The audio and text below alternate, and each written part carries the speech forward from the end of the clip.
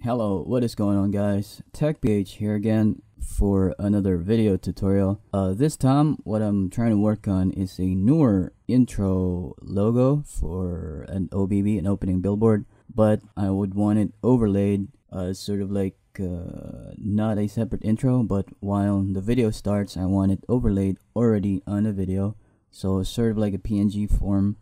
Doesn't have a background in it, but just the text and then the graphics. I'm sort of like creating this tutorial as a supplementation tutorial to the other tutorial that I made, which you can find at the description right down below. I'm just gonna link that down in there so you can check that out. What you first need to have on your computer is a Photoshop or whatever photo editing software that you have that can actually output PNG file, so we could have a transparent background in it.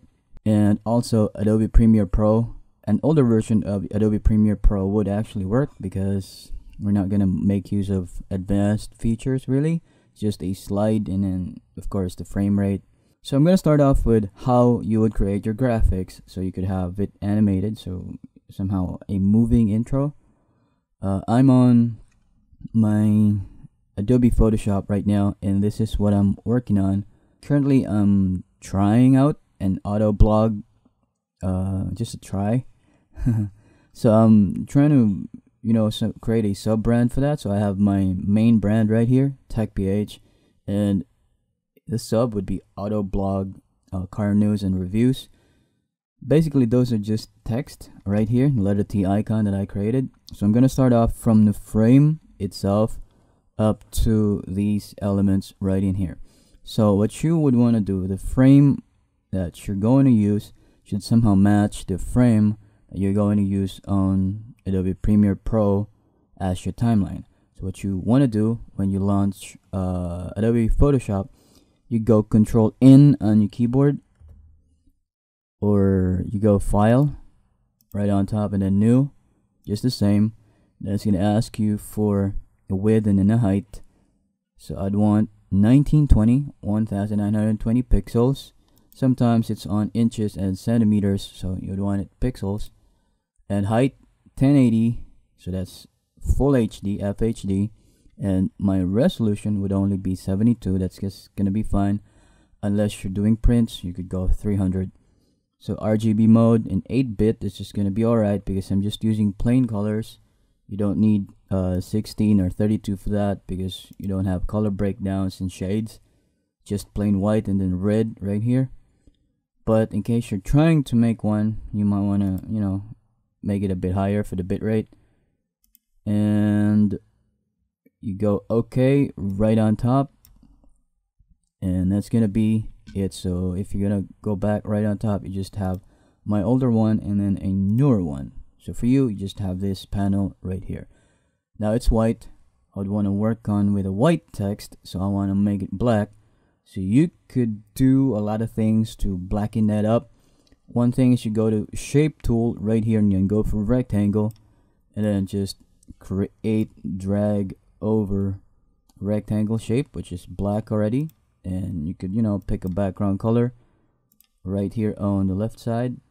So what you want to do is, you double click on the rectangle right here and then change your color.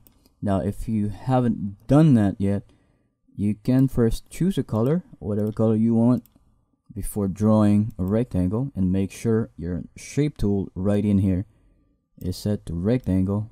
Then just draw over, click, hold, drag, and then drop, and there goes your green rectangle right there. So I would want it black. In case you just want to color the background, there's a shortcut for that. Default is sometimes black and white like that. So what I do as a shortcut, I just press either Alt backspace or Control backspace. If you do Alt backspace, that will give you your foreground color and it's just going to fill that up with that. So I press Alt plus backspace.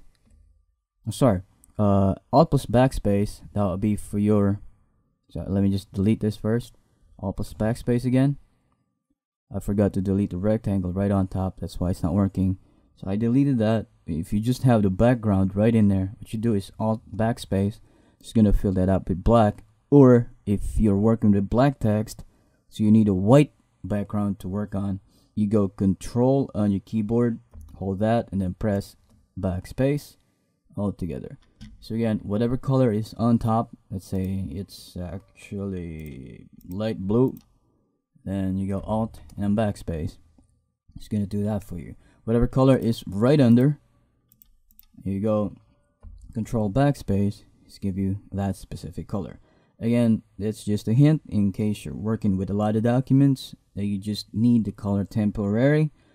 You don't need it fixed as a rectangle, because a rectangle is actually moving. Sometimes it still can, create a mix up with the export. So if it's just a background you need, just do this. Now I'd go back, I'm gonna make it black, and I click on OK. So I do Alt backspace again. I'm going to start off with a text, letter T icon on the left side, and just, if you may have noticed, the cursor from arrow, it's now sort of like a letter I inside a box right in there for the icon.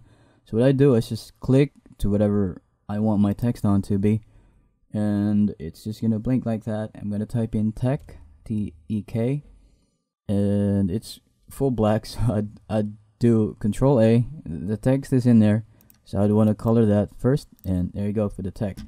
Now in case you would want to see it visually first, you'd want to change the foreground color to white, so that your text would already be white when you type it in. So I click on T icon on the left, and then I go tech like that. So I would want to make this all caps, and then I add the PH right beside it. I'd say tech PH like that. And next up, I could click on the letter T icon, or I could just duplicate this text layer right in here. If you would want to take a look on the right side right here, I just press on my keyboard Control plus J, and it's going to duplicate that layer. You see it says tech PH copy. Now this tech PH text file right here, just click, hold, drag over, then it's pretty much duplicated already. So what I do is I press T on my keyboard, or I could press this again, T as a shortcut for your text. It says right in there, horizontal type tool, letter T icon, that's a shortcut. So click on that and just click over. So what I want to do is, let's say auto blog like that, and I want to make it smaller. I go Control A for that, so I could highlight everything, and right on top it says character. If you can't find that in there, let me just click on that so you'd see what is it about and what's the content inside. This would be for your adjustment on the letters. If I'd go left, that's for the size, and this is for the spacing, and this is for the height. Just go 90, and again for this spacing, I'd want it compressed. Go italics for that. You could go bolder, and you could go small. I mean, you could go lower caps and caps. And for that, what I do, sorry, I forgot. If you can't find it in here, what you do, you go to Window right on top, and then go down to something that says character right here. Just press that so it would have a check mark, and then a window would pop up right here. Press on that, and there you go. Basically, if you just can't find it, or the icon right here is actually gone, you just press and then make adjustments for your letters. So what I do is I'm gonna make it a little bit smaller right here, and then go italics again, and I'm just gonna place it right under. Now I added something else like car reviews and news. So what I do is I'm gonna say car news and reviews, and I'm gonna also make this a little bit smaller for the size. Pretty much that's it for the elements. I just want to add a line going from the left through to the right, but with a break in between the P.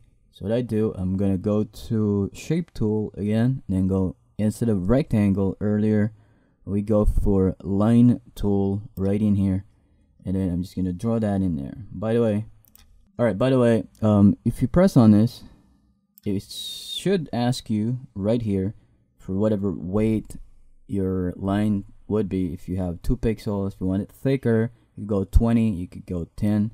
If you go maybe 20, your line will be like that. So if you go just 2 pixels, your line would be as thin as that. So what I do, I'm gonna choose my color first, and I just want it red. Wait a second, what's the red right here? Right here.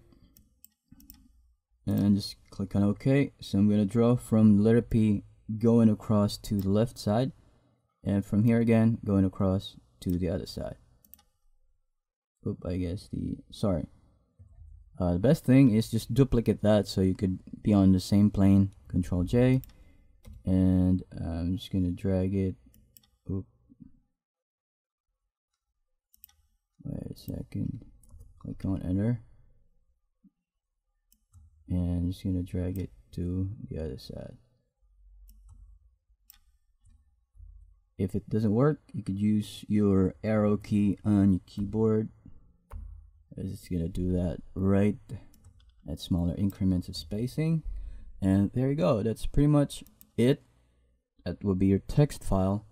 Now you can add shadows on this if you want.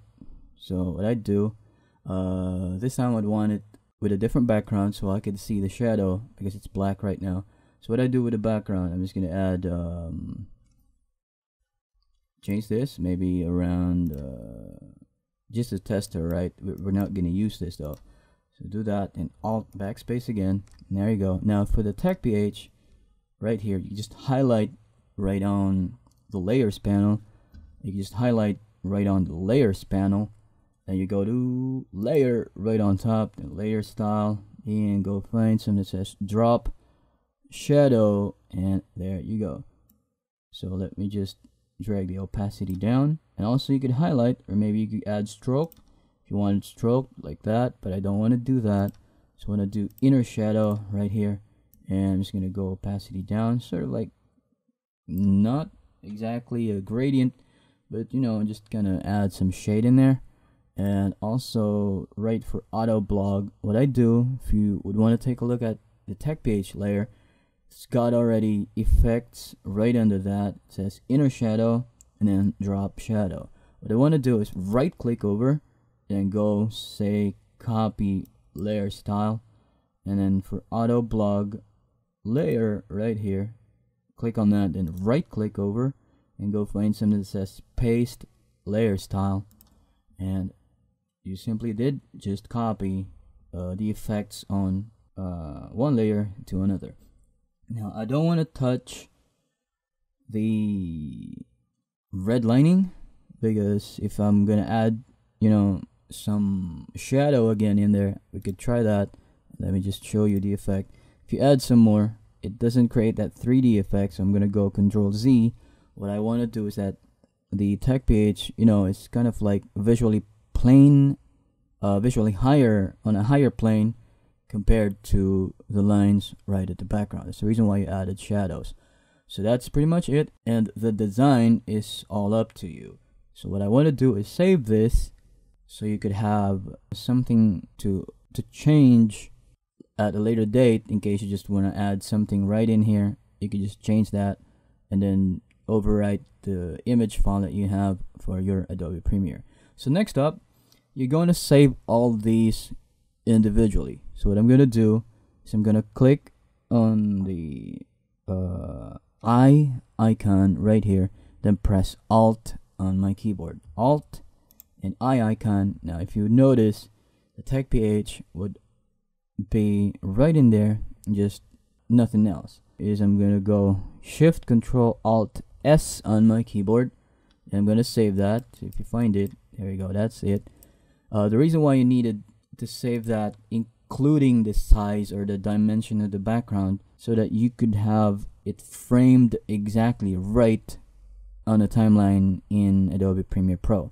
If you're going to cut this down, like make it smaller, you're gonna have a hard time trying to fix it in there. So right here, everything is just actually fixed. Let me just show it that to you again.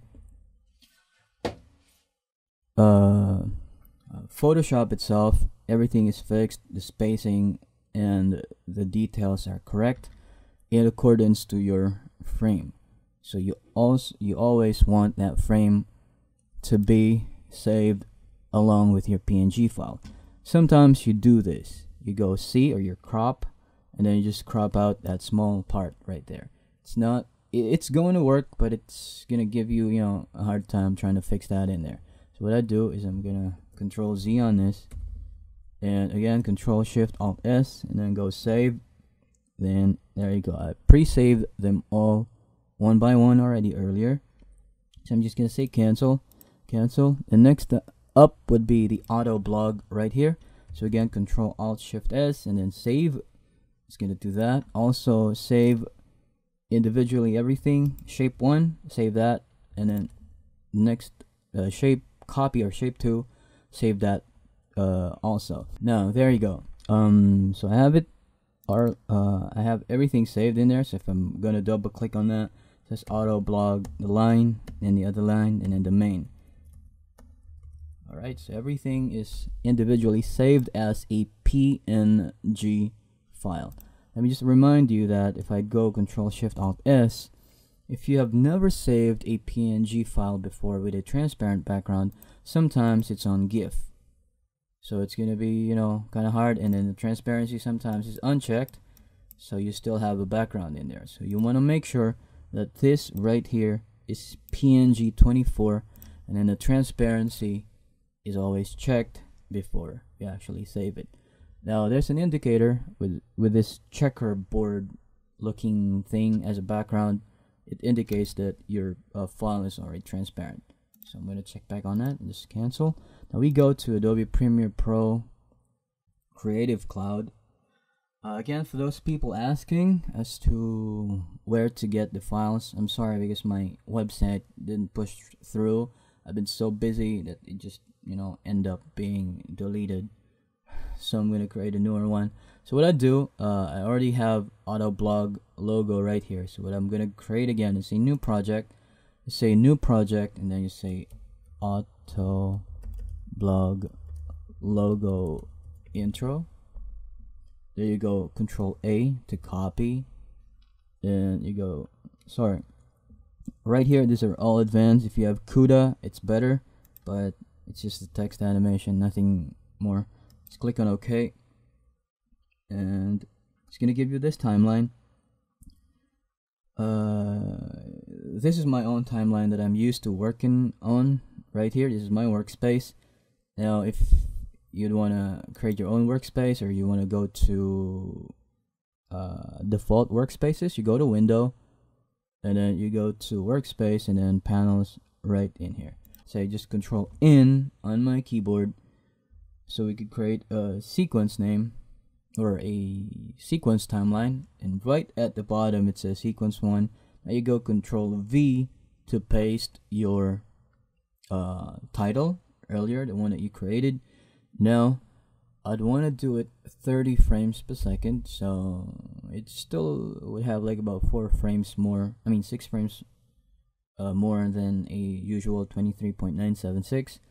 So you go to settings right on top. By the way, if you can't see that, I'm just working on a digital SLR profile. You could also work with a DVZ Pro HD. Used to this, and I'm just gonna change the sequence right after before I export. So just gonna be fine. So I'd want to work on a DSLR 1080p 24 frames per second. You go to settings right on top, and there's nothing to change. In case you'd want it anamorphic, you could make the height lesser than 1080, so it will be a widescreen. It's always dependent on the size of your video. Now you go OK, and it's gonna give you your timeline right in here. Now I'm gonna make it a little bit larger so we can see everything. You go to your folder where you have your elements on.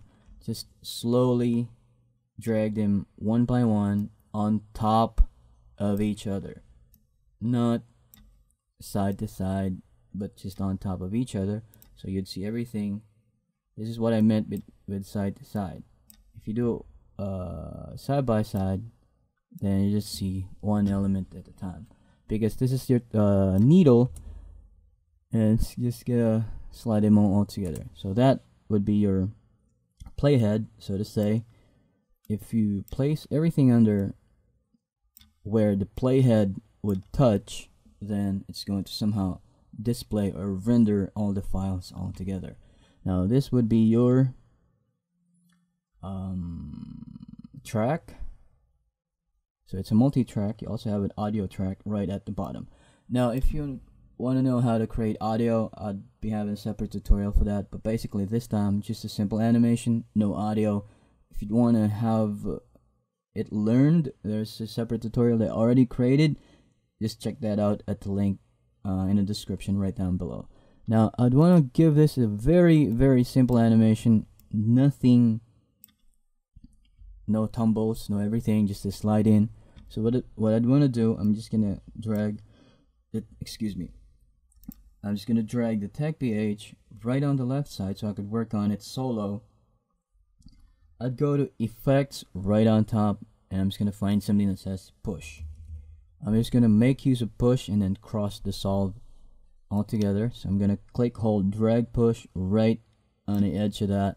And if you see, play it.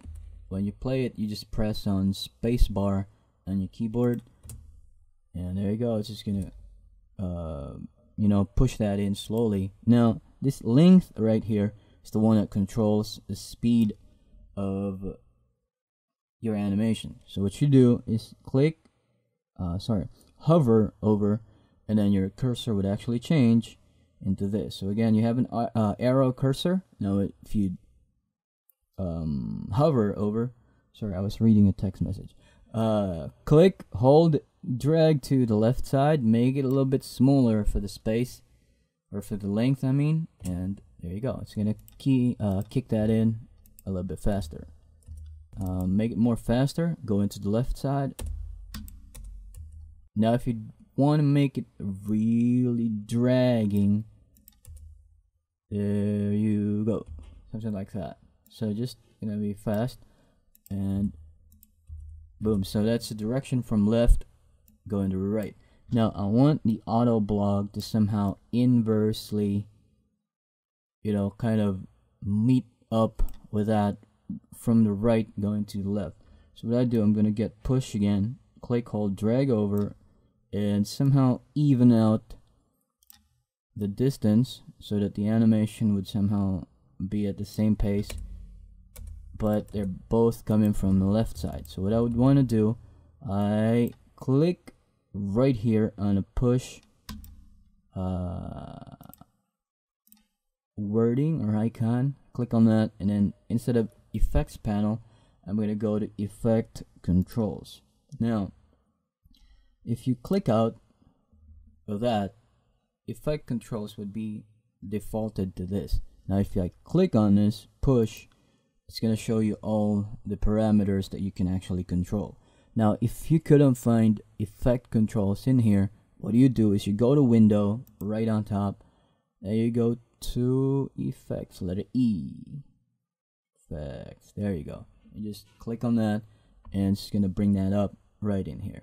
Now these are your directions as to where you want your text file or your graphic to be pushed in from, either from the top, from the bottom, left, or the right. So let's try the top right here.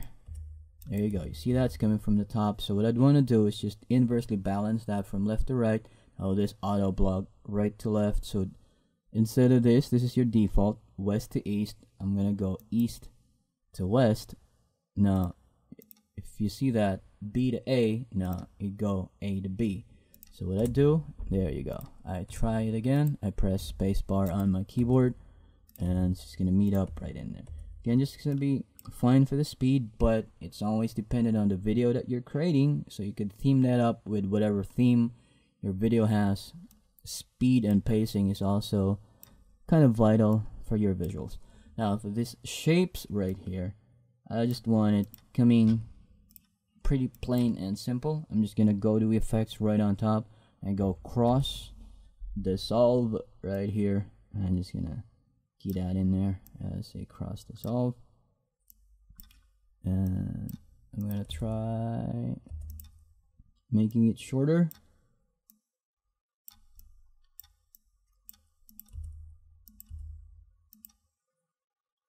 doesn't constitute that much. Yeah, I'm fine with that.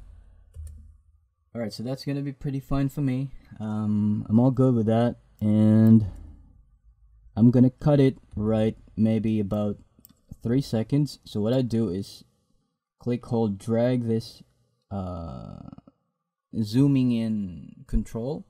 So if you go to left, it's gonna zoom in. If you go to right, it's gonna zoom out. The reason I'm doing that because I want to go to the home where everything is actually 0. Because if you check right now, it's 1:59:21. That means you're gonna have 1 hour and 59 seconds before it would play from here. So you would want to highlight everything, Control G, so you could group, so that when you click hold with 1, everything is still intact with your animation and your timing. So click hold and bring it right on to the edge where everything says 0 for the time. The reason why you're doing that, because it will be the start of your video, so you would want to go from 0. So play again, and there you go. So I want it like about 2 seconds. Where to find that 2-second marker? You have it in here. If you drag it, everything is actually moving right in here, also here. And also if you want to make your timeline bigger, or your minuter and your secondary counter would also be in there. So I just want to make it like about 3 seconds maybe. Let me just see.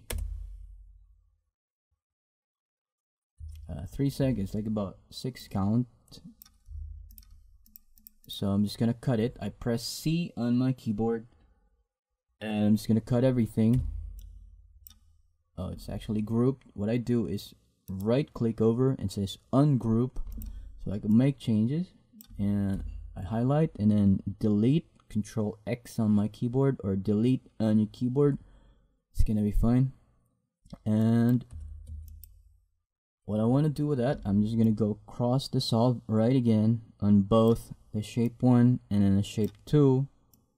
I'm gonna cross dissolve on that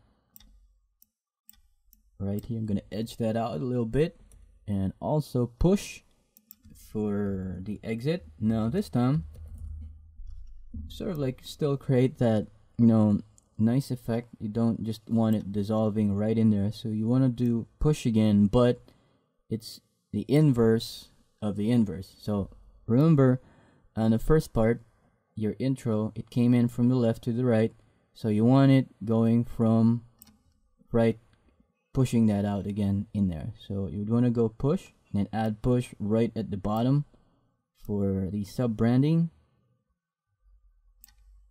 And so what I do with this, I click on that, I go back to effects control, I'm gonna reverse it like that. Alright, so what I do is I'm just gonna check on it, and there you go. Everything's pretty fun for me, and I'm just gonna save it. Now remember, the reason I'm making one like this, if you notice that the background is purely black, you could export that with a plain black background. Also, you would want to make a variation for this, so you can export this with a black. I'm gonna try exporting that out with a black. So I'm gonna put my cursor right on the end of it. You don't put that in here because it's just gonna cut that out. That means this yellow marker right here, this is the only whatever is under that, that's the only inclusion with the video that's going to be exported or going to be saved. So what I do is I'm just gonna put this right in there, and I'm gonna go Control M on my keyboard, or you go File, and you go say Export, and then you go Media, or there's a shortcut, Control M, and click on that. And I'm gonna press this set out point, because sometimes you still have a lot of elements right in there, but you just want this 0,003 secondary part. So what I do is I'm just gonna click a set out point, and I'm gonna go to format right here, click on that, and then find H.264 and match source high bit rate. I'm gonna do that. Just gonna let it match the source out. Then output name, auto blog logo intro.mp4. my path would be my desktop. You could also click on that and then find to whatever you want it saved, and go down at the bottom, variable bitrate 1 pass. That's just gonna be fine. Not much with the color, I said, so that's gonna be okay unless you're exporting a movie. And you go to export right here, and there you go. It's done already. Now let's try going for a green screen on this. So what I do, I'm gonna find this part that says project. If you couldn't find that, you go to window right on top, and then go again back to workspaces. You go find something that says sorry, not workspace, project right here for window, and then go find P project, and then it's gonna give you this project panel. Then you go find this new item, click on that, and then look up for something that says color matte. Click on that, and it's gonna ask you for the size. We want it full size, 1920 by 1080, sort of like matched with our timeline. Click on OK. Now this is sort of like a chroma key or an alter key or a green screen. So what I do, I'm gonna find something that says green, something brighter, like a bright green, like that. Click on OK. Then it says color matte. You say this is my chroma or whatever name. It's not important. It's something that would name that, so when you find it here, you could easily, you know, if you're working with lots of things with your project, you can just find that, click, hold, drag over, and then just place it under your project like that. Now I would wanna sorry, I pressed on the wrong button. Now press C on your keyboard to have your razor or your cutter, then just cut that out on the end point, and go back again right here, and oops, sorry, you won't wanna, you could drag it over. It's not gonna count anymore with the video. That's fine. Go Control M again to export on your keyboard, and it didn't work, so I'll go File, Export Media, and there you go. So I want it cut in here because we extended the green bar. So I'd want to set the out point right there. Then you go auto block intro -1 right here. That's fine. So just go export, and there you go. Now we're gonna test that out if we can really overlay that intro. Again, this is a bit different from the intro that I made and the intro tutorial that I made before. That's for the solo intro. It's a standalone intro. Now this one, this is an overlay intro. Okay, here's a sample video that I'm actually trying to edit out for the auto blog. So what I'm gonna do is I'm just gonna right click over and unlink whatever audio is in there. I'm gonna delete that.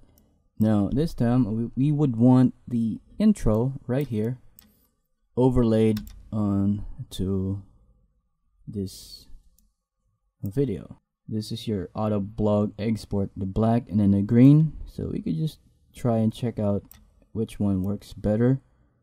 So I'm gonna place both of them on the timeline, and I'm just gonna highlight, right click, unlink the audio so you could have a better look. I'm gonna place it over, stack them over right in there,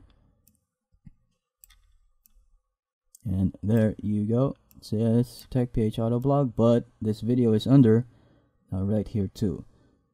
Now what I want to do with this is I'm gonna click and go to effects, control, and I'm gonna go for, oh sorry, forgot that. No, click on the video, the graphic intro that we made, and go to effect controls. You go to opacity right here, and then for the blend mode, instead of normal, we'd want to find multiply if it's white for the background, but if it's black, you go screen. So there you go.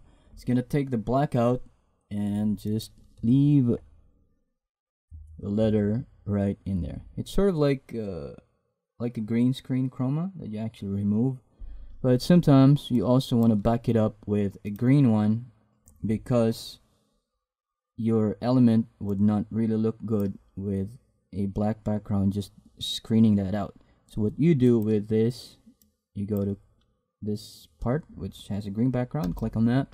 Then you go to Effect Controls, then you go find Ultra, click, hold, drag over, you go to Effect Controls and find something that says Key Color.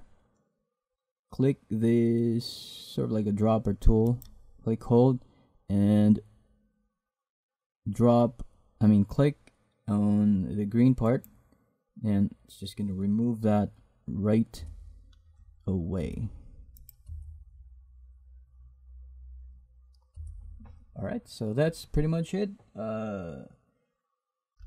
If you still see something like a black, or kind of like a distorted or an artifact, you go to matte generation, you go to matte cleanup, so it just soften the edges and clean whatever shadow or artifact or whatever fringing you're seeing in there.